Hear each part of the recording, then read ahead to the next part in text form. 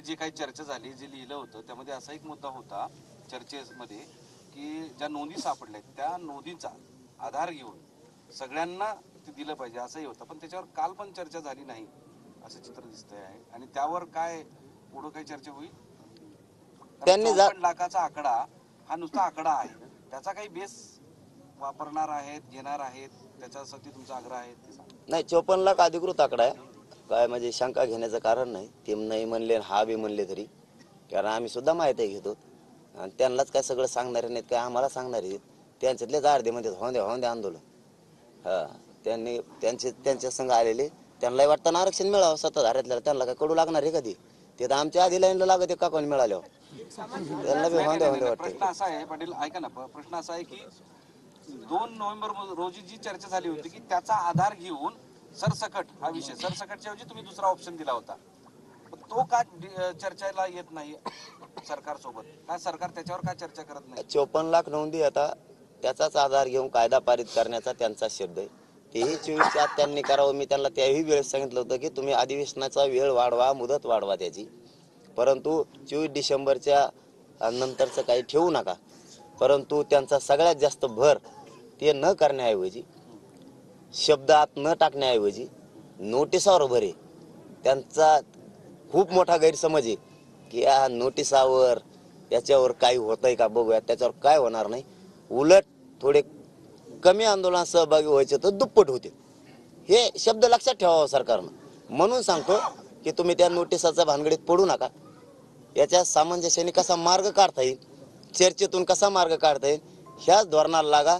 त्या धोरणाला लागू नका. तुम्ही एक प्रयोग केला, आता नका करू, कारण एका प्रयोगाने काय झालं तुम्हाला माहिती आहे, आता दुसऱ्या प्रयोगाने काय होईल हे सुद्धा तुम्हाला माहिती आहे. त्यामुळे जरा धीराने खाल्लं तर बरं होईल. नाही तर 2 महिन्यापूर्वी मुंबईमध्ये याच्याबद्दल काय आहे तुमची प्रतिक्रिया? मला नाही म्हणता येणार, परंतु माझा समाज एक झाला त्याचा मला खूप आनंद आहे. खूप आनंद. 1.5 महिन्यापूर्वी जी मुंबईत सर्वपक्षीय बैठक झाली होती, सत्ताधारी गरीब विद्यार्थ्यांसाठी जे सधन मराठा आहेत त्यांच्याकडून जे गरीब मराठी विद्यार्थी आहेत त्यांच्यासाठी एक सामाजिक दायित्व म्हणून काही आवाहन करतात. नाही, पुन्हा अर्धाच ऐकलं मी. आपल्या नेतृत्वात कधी नाही ते मराठा समाज एकत्रित झालेला आहे.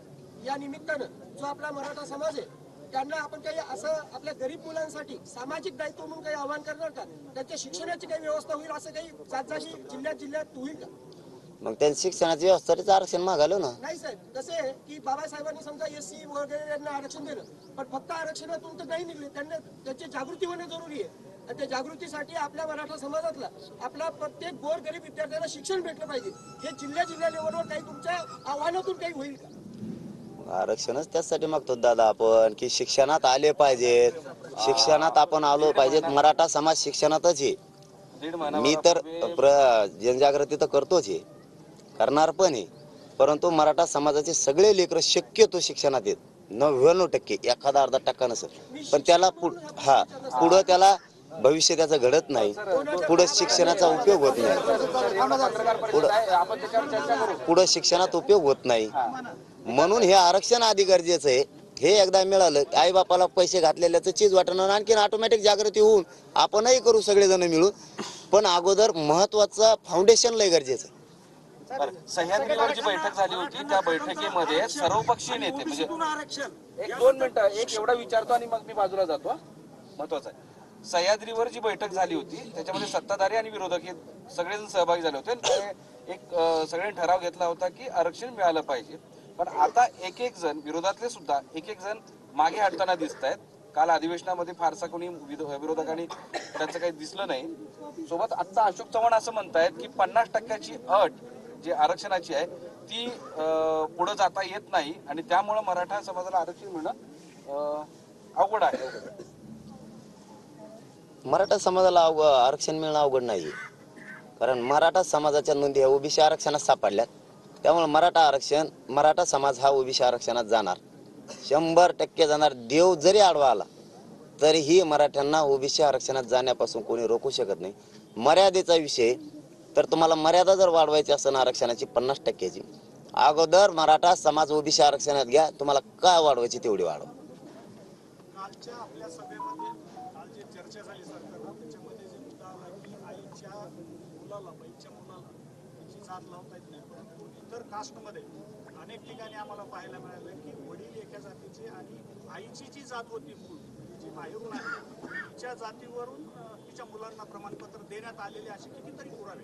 नाही, मला चांगला मुद्दा घेतला तुम्ही. एक पुरावा द्या. काल ते म्हणले असं महाराष्ट्रात आणि देशात झालंच नाही. एकच पुरावा द्या.